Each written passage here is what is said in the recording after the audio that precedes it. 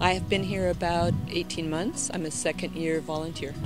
Well, the last 7 years before I came here, I lived in Marlow, New Hampshire, and before that I lived for 30 years in Ferndale, Washington. Oh, there's so many things that are exciting. One is just being here, and one of the things I love about Peace Corps is that we get to live in the community like the Macedonians live. You happen to hang out with a lot of sheep, too.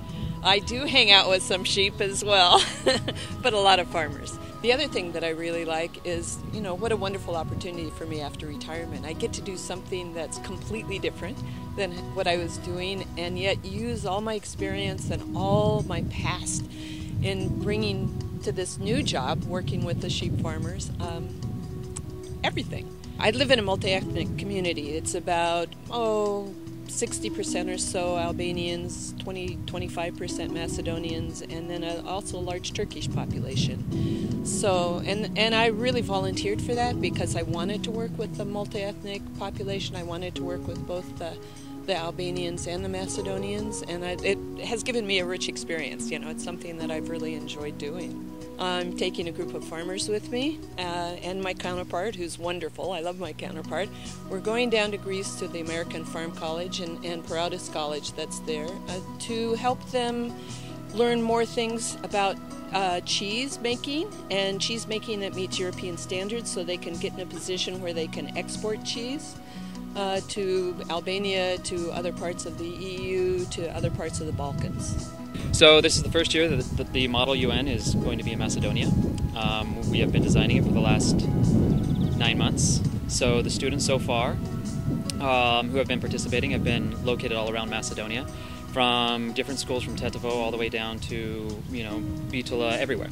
And what they're doing is they're basically participating in a debate where each of the teams, each of the students from different cities will have their own country that they're representing, their own set of issues, and they go and they participate in a mock conference that's going to be held in Tetovo, and they will resolve issues that are pertaining global issues such as environment, human trafficking, and a number of different issues. It's entirely held in English, so that's great. So the students are actually bettering their English as they go. This is also an opportunity for them to work together. Albanians, Macedonians, Turkish students come all together to participate in this conference.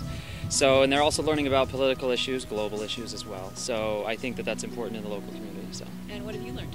I have learned that it is a lot of work to do. I have learned that the students are great, that they're more than capable in pulling off a first-time convention, and that they are extremely intelligent. And I also work in a local high school teaching English, so I've seen it on different levels as well, inside the curriculum as well as outside. So I've learned so much from the students and also from the program that we're developing. The program's awesome. I've learned a lot from the program. Obviously, this is one of my first times outside of the United States, experiencing different cultures. I'm proud to be a part of the 50th anniversary, as well as the 15th anniversary in Macedonia. And it's just been an overwhelming learning experience on all levels. I'm in Radovish, Macedonia, in the southeast region. I've been in the country for 7 months. I arrived September 2010. I'm working with an organization called the Center for Local Development, and we do a range of sustainable development activities in the community. And most recently, we've been invited by one of the local kindergartens to come and work with the kids for Earth Day. So we're going to be doing just some really fun project activities with them to get kids aware of why are we celebrating Earth Day, what is the environment, which for 3 to 5-year-olds can be kind of abstract. So we're going to be doing some really fun things like skits, acting, modeling, doing some modeling with littering and then throwing things in the trash and then asking the kids which one do they think is better. We're going to be doing some arts and crafts activities with them to draw what do you want your environment to look like, and then maybe what do you not want your environment to look like, so they can get a good sense of good and bad. Well, I'm a Peace Corps volunteer here, hoping to share best practices with what we do in the United States, and then also drawing on the best practices of what's already in place here in Macedonia. And the nonprofit I'm working with has been doing a lot of great activities up until now, so we're just going to be sharing ideas to make our projects even better than they already are. This is a good example of sharing best practices. Here in Macedonia, I've noticed that there's a lot of homemade items going on. So it's domashna. People make ivar, people make clothes, people make everything you can think of because it's part of the traditional legacy of the country. It's practical, it's cost effective. So we're drawing on those values and those skills that are already in place in the country, and then incorporating new projects like recycling. I'm very happy to be here at this time. It's very exciting having the 50th anniversary and also the 15th anniversary of Peace Corps in Macedonia. So there's going to be a lot of project activities that volunteers will be doing with their counterparts all over the country throughout 2011, and I'm very excited to participate in those.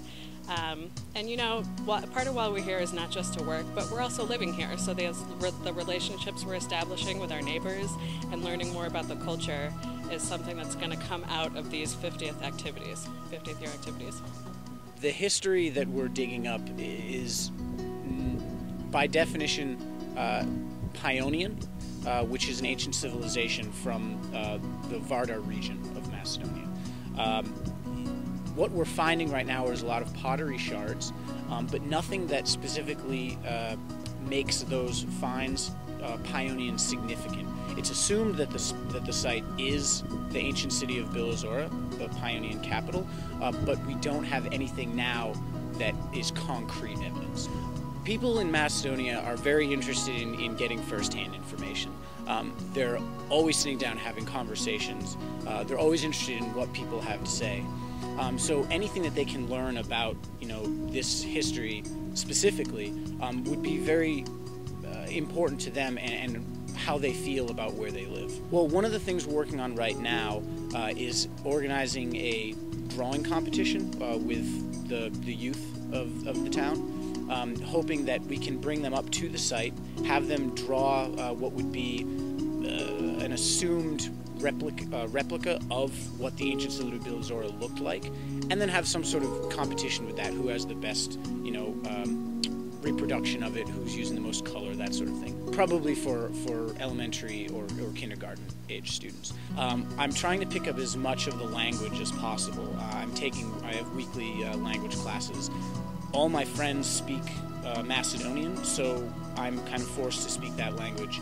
And it's difficult at times. There's up and downs, like the Peace Corps experience itself. But I think that that's really helped me integrate into the community.